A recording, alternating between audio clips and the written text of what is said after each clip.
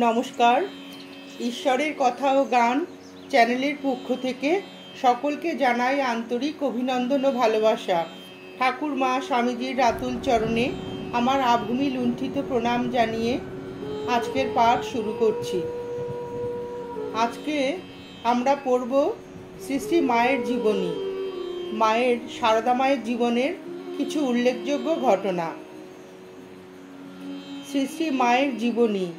শ্রী শ্রী মা বাঁকুড়া জেলার জয়রামবাটি গ্রামে 1260 সালের 8ই পৌষ বৃহস্পতিবার জন্মগ্রহণ করেন। তাহার পিতার নাম রামচন্দ্র মুখোপাধ্যায়, মাতার নাম শ্যামা দেবী। মা তার জন্মকথা এরূপ বলিয়াছিলেন, আমার জন্মও তো ওই রকমের, মানে ঠাকুরের মতো। আমার মা শিয়রে ঠাকুর দেখতে গিয়েছিলেন। ফেরবার সময় হঠাৎ শৌচে যাবার ইচ্ছা হওয়ায় দেবালয়ের কাছে এক গাছতলায় যান। শৌচের কিছুই তো হলো না, কিন্তু বোধ করলেন একটা বায়ু যেন তার উদর মধ্যে ঢোকায় উদর ভয়ানক ভারী হয়ে উঠল। বসেই আছেন, তখন মা দেখেন যে লাল চেলি পরা একটি 5-6 বছরের অতি সুন্দরী মেয়ে গাছ থেকে নেমে এসে তার কোমল বাহু দুটি দিয়ে পিঠের থেকে তার গলা জড়িয়ে ধরে বলল, মা, আমি তোমার ঘরে এলাম মা। মা তখন অচৈতন্য হয়ে পড়েন। সকলে গিয়ে তাকে ধরাধরি করে নিয়ে এলো। সেই মেয়েই মায়ের উদরে প্রবেশ করে। তা থেকেই আমার জন্ম। বাড়িতে ফিরে এসে মা এই ঘটনাটি বলেছিলেন। মায়ের পিতা তখন কার্যোপলক্ষে কলকাতা গিয়েছিলেন। ফিরিয়া আসিয়া তিনি এই সকল কথা শুনিলেন। তদবধি মা ভূমিষ্ঠ হওয়া পর্যন্ত তিনি আর স্ত্রীর অঙ্গ স্পর্শ করেন নাই। শুনিয়াছি মাকে তাহার পিতা দেবতার ন্যায় ভক্তি শ্রদ্ধা করতেন। মায়ের মা একবার যোগেন মাকে বলিয়াছিলেন যে গর্ভ অবস্থায় আমার এই রূপ, মাথায় চুল আর ধরে না, সেবার সাধে কত লোক যে কাপড় দিয়েছিল তার আর অবধি নেই। মায়ের জন্মস্থান এখন যেখানে মন্দির হয়েছে সেইখানে ছিল। বসত ঘরখানি উত্তরের জমিতে ছিল। পূর্ব দিকের জমিতে একখানি দোচালা ঘর ছিল। ঘরের মধ্যে দেওয়াল, বহির্ভাগ সদর এবং ভিতরের ভাগ অন্দর। দক্ষিণের জমিতে ছিল রান্নাঘর, ঢেকিশাল প্রভৃতি। মা বলেছিলেন পুরনো জন্মস্থানের বাড়িতে মায়ের বিয়ে হয়। আর 9 বছর বয়সের সময় মা এখন যেটি বড়দা মামার বাড়ি সেখানে চলে আসে। ও বাড়িতে আর ধরত না। মায়ের পিতা দরিদ্র হইলেও অতি নিষ্ঠাবান এবং মাতা বিশেষ ভক্তিমতী ও কর্তব্যপরায়ণা ছিলেন। মা শৈশবে দরিদ্রের সন্তানের মতোই লালিত পালিত হইয়াছিলেন।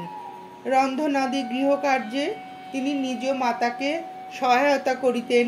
আমাদের নিকট বলিয়াছিলেন, ছেলেবেলায় গলা সমান জলের নেমে গরুর জন্য দল ঘাস কেটেছি, খেতে মুনিশদের জন্য মুড়ি নিয়ে যেতুম। 1 বছর পঙ্গপালে সব ধান কেটেছিল, তখন খেতে খেতে সেই ধান কুড়িয়েছি। বাল্যকালে ছোট ভাইদের রক্ষণাবেক্ষণ করাই মায়ের প্রধান কাজ ছিল। তিনি বলিয়াছিলেন, ভাইদের নিয়ে গঙ্গায় নাইতে যেতুম। আমোদর নদী যেন ছিল আমাদের গঙ্গা। গঙ্গা স্নান করে সেখানে বসে মুড়ি খেয়ে আবার ওদের নিয়ে বাড়ি আসতুম। আমার বরাবরই একটু গঙ্গা গায়ে ছিল। ছোট ভাইদের সঙ্গে মা কখনো কখনো পাঠশালায় যাইতেন। তাহার ফলে তখন অতি সামান্য লেখাপড়া শিখিয়াছিলেন। অবশ্য পরে তিনি বেশ পড়িবার অভ্যাস করিয়াছিলেন এবং বাংলা রামায়ণাদি পড়তেন, কিন্তু পত্রাদি লিখিতে তাহাকে কখনো দেখা যাইত না। 5 বৎসর বয়সের সময় মায়ের বিবাহ হয়। তিনি বলেছিলেন, আমার যখন 7 বছর বয়স তখন ঠাকুর জয়রামবাটি এসেছিলেন। বিয়ের পর জোরে যায় না, তখন আমাকে বলেছিলেন, তোমাকে যদি কেউ জিজ্ঞাসা করে ক বছরে বিয়ে হয়েছে, তখন 5 বছর বলো, 7 বছর বলো না। জোরে যাওয়াকেই মা পাছে বিবাহ মনে করেন, এই জন্যে ঠাকুর ওই কথা বলে দিলেন। বিবাহের সম্পর্কে মা বলেছেন, খেজুরের দিনে আমার বিয়ে হয়, মাস মনে নেই। 10 দিনের মধ্যে যখন কামারপুকুর গেলাম তখন সেখানে খেজুর কুড়িয়েছি। ধর্মদাস লাহা এসে বললে, এই মেয়েটির সঙ্গে বিয়ে হয়েছে।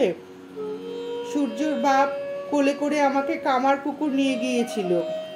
শ্রী শ্রী ঠাকুরের জয়রামবাটি যাওয়া সম্পর্কে মায়ের এইটুকুই মনে ছিল যে ভাগিনীয় হৃদয় কতকগুলি পদ্মফুল সংগ্রহ করিয়া তাহাকে খুঁজিয়া বাহির করিয়াছিল।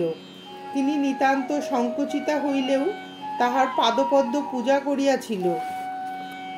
মায়ের 7 বৎসর বয়সেই ঠাকুর দ্বিতীয়বার জয়রামবাটি যান।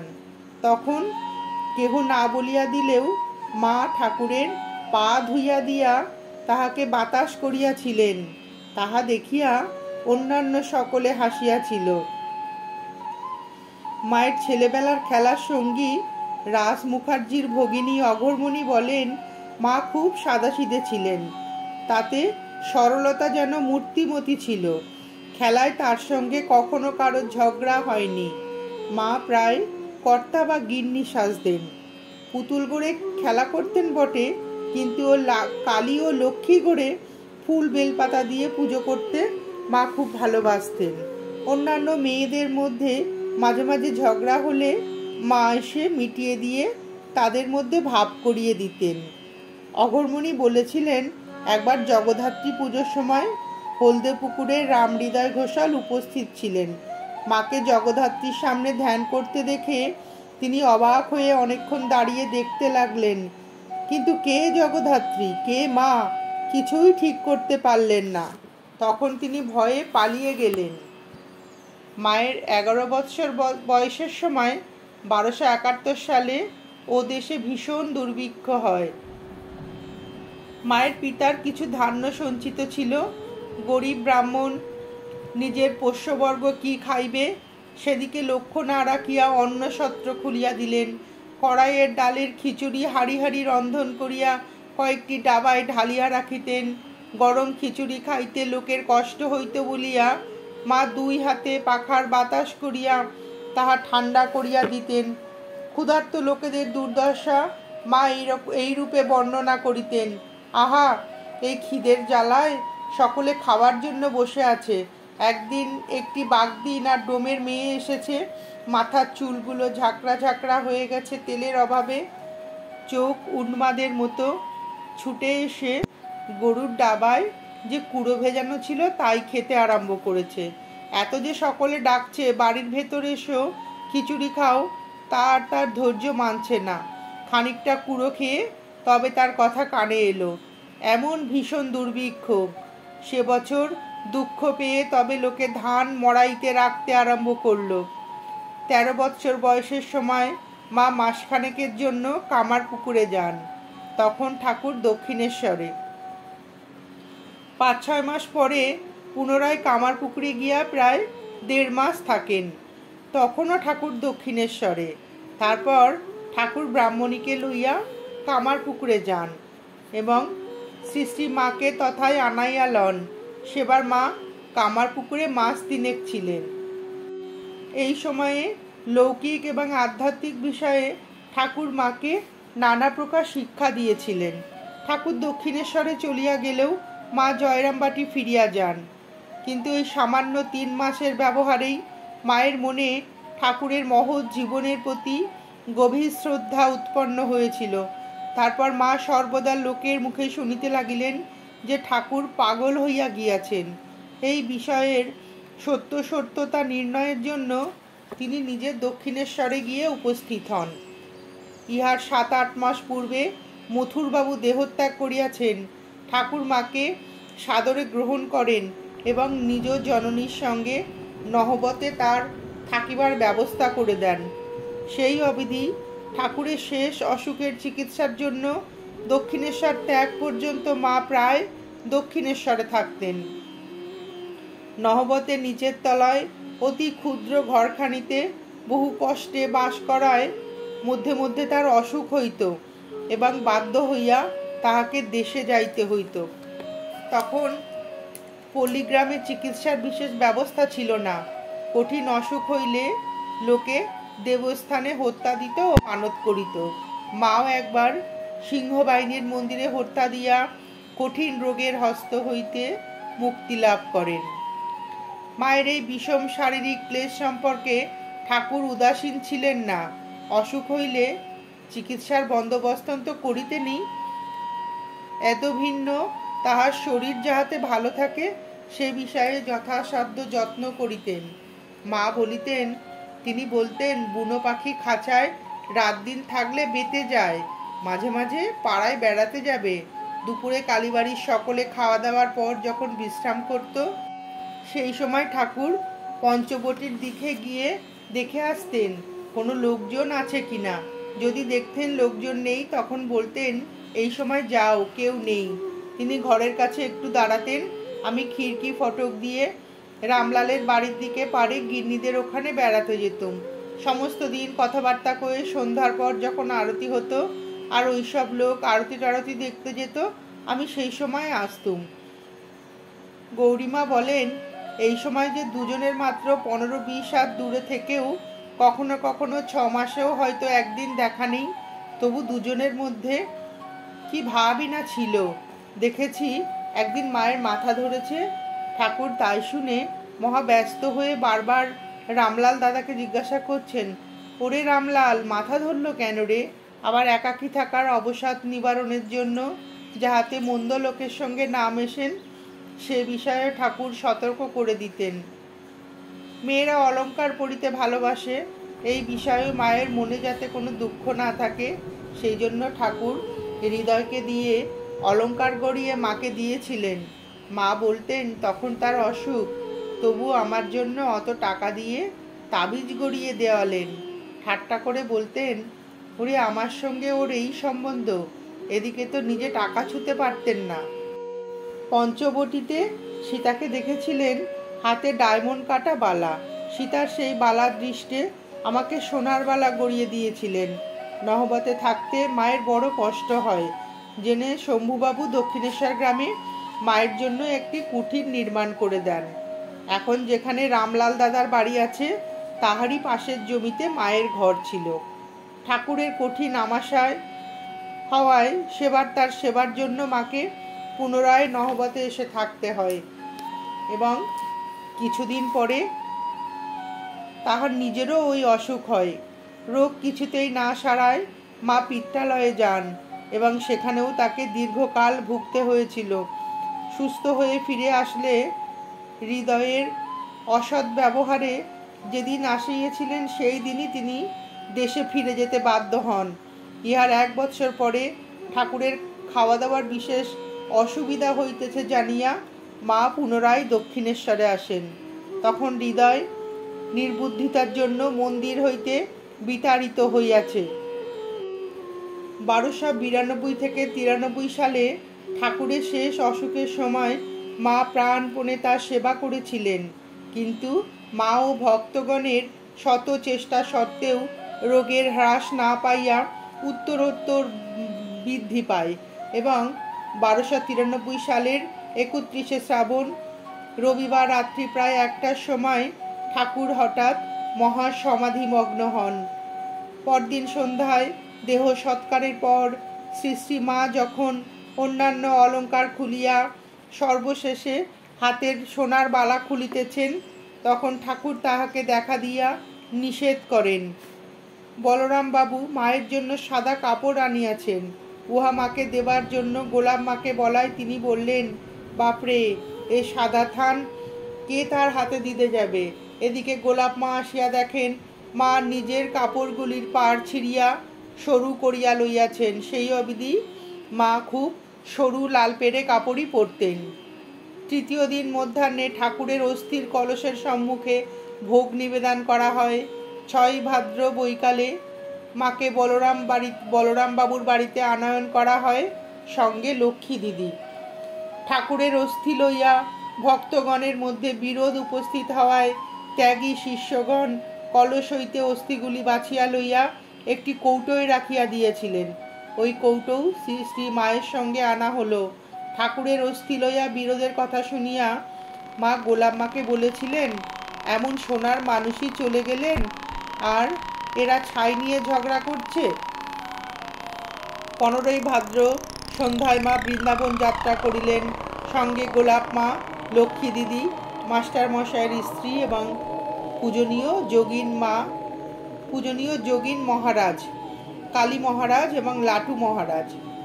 বৃন্দাবনে যাইবার পথে মা কাশীতে 3 দিন অবস্থান করেন। বৃন্দাবনে তিনি 1 বৎসর কাল ছিলেন। এর মধ্যে একবার লক্ষ্মী দিদি, যোগেন মা এবং শ্রীযুক্ত যোগানন্দ স্বামীর সহিত মা হরিদ্বার গিয়ে ব্রহ্মকুণ্ডে ঠাকুরের নৌক ও কেশ দেন এবং জয়পুর হইয়া বৃন্দাবনে ফিরে আসেন। তথায় কালাবাবুর কুঞ্জে থাকিতেন এবং বৃন্দাবনে মা, যোগেন মা প্রভৃতি ঠাকুরের অদর্শনে খুব কাঁদিতেন। একদিন ঠাকুর তাহাদিগকে দেখা দিয়ে বলিলেন, তোমরা অত কাঁদছ কেন? গেছি আর কোথায়? এই এ ঘর আর ও ঘর। বৃন্দাবনে অনেক সময় সৃষ্টি মায়ের দেহ ঠাকুরের আবেশ হইত। কখনো তিনি ভাবাবেশে একাকী চড়া অতিক্রম করে যমুনায় চলে যাইতেন। সঙ্গীরা তাহাকে দেখিতে না পাইয়া খুঁজিতে খুঁজিতে সেখানে গিয়ে তাকে লয়ে আসতেন। বৃন্দাবনে 1 বৎসর বাসের পর মা কলিকাতায় আসেন এবং কয়েকদিন বলরাম বাবুর বাড়িতে থাকিয়া কামারপুকুরে যান। সেখানেও তিনি প্রায় ঠাকুরের দেখা পাইতেন। ঠাকুর তাহাকে বলিয়াছিলেন, তুমি কামারপুকুরে থাকবে, শাক বুনবে, শাক ভাত খাবে আর হরিনাম করবে। মাকে সেই সময় সেইভাবেই জীবনযাপন করতে হয়েছিল। অনেক সময়ে বাড়িতে অপর কেহ থাকিত না। এমন দিনও গিয়াছে যে দুটি শুধু ভাত সিদ্ধ হইয়াছে, কিন্তু লবণ আর জোটে নাই। শ্রীযুক্ত যোগীন মহারাজ, শরৎ মহারাজ প্রভৃতি যাহারা পরে মায়ের রক্ষণাবেক্ষণের ভার নিয়েছিলেন, তাহারা তখন ঠাকুরের অদর্শনে তীব্র বৈরাগ্যের প্রেরণায় তীর্থাদি ভ্রমণ করিতেছেন। পূজনীয় শরৎ মহারাজ বলিতেন, আমাদের এই ধারণাই তখন ছিল না যে মায়ের নুনটুকুও জোটেনি। মায়ের দৈনন্দিন জীবন বড় অদ্ভুত ছিল। তিনি রাত্রি প্রায় 3টার সময় নিদ্রা হইতে উঠিতেন এবং সর্বপ্রথমে শ্রী শ্রী ঠাকুরের ছবি দেখিতেন। উঠিবার সময় ঠাকুরদের নাম করিতেন, তারপর প্রাতঃকীর্ত সমাপন করিয়া ঠাকুর তুলিতেন এবং পরে জপে বসিতেন। সেই যে দক্ষিণেশ্বরে থাকিবার সময় শেষ রাত্রে উঠিয়া শৌচ স্নানাদি শেষ করিয়া সকলের অজ্ঞাতসারে ঘরে ঢুকিতেন, সেই অভ্যাস তার আজীবন ছিল। শরীর খুব খারাপ থাকলেও যথাসময়ে উঠিয়া হাত মুখ ধুইয়া বরং পরে আবার আরেকটু শুইতেন। তথাপি ঠিক সময়ে ওঠা চাই। মা বলতেন, রাত 3টে বাজলেই যেখানে থাকি কানের কাছে যেন বাঁশির ফু শুনতে পেতাম। যখন যেটি করিবার সে বিষয়ে তার আদৌ আলস্য ছিল না। সকালের পুজোর জন্য ফুল, বেলপাতা প্রভৃতি গোছানো, ফল ছড়ানো ইত্যাদি সব কাজ মা নিজেই করিয়া 8টার সময় আন্দাজ পুজোয় বসিতেন। ইদানিং স্ত্রী ভক্তরা এই সকল কাজে তাহাকে সাহায্য করলেও মা নিজে যথাসাধ্য প্রায় রোজই করিতেন। তবে শেষ কয়েকবার উদ্বোধনে যখন ছিলেন, সাধুদের কেহ কেউ পূজা করিতেন। মা নিজে যখন পূজা করতেন, 1 ঘন্টার মধ্যে পুজো শেষ করিয়া প্রসাদ বিতরণের জন্য শালপাতা সাজাইতেন এবং সকলকে প্রসাদ দিতেন। কখনো কখনো কাহারও পূজায় স্তবাদি পাঠের বিলম্ব হইলে মা বিরক্ত হইতেন। একদিন বলিয়াছিলেন, আগে পুজো ও ভোগ সেরে নিয়ে পরে যত পারো স্তব পাঠ করুক না। এ কি, সব লোক জল খেতে পায় না, বেলা হয়ে যায়। যথা সময়ে প্রয়োজন মতো এই সকল কাজ শীঘ্র করাই মা পছন্দ করতেন। নমস্কার, আজকে এই পর্যন্ত। ভিডিওটি ভালো লাগলে একটি লাইক করবেন এবং চ্যানেলটিকে সাবস্ক্রাইব করে পাশে থাকবেন। ঠাকুর মা স্বামীজির আশীর্বাদ আপনাদের মাথায় অঝোর ধারায় বর্ষিত হোক, এই প্রার্থনা করে ভিডিওটি শেষ করছি।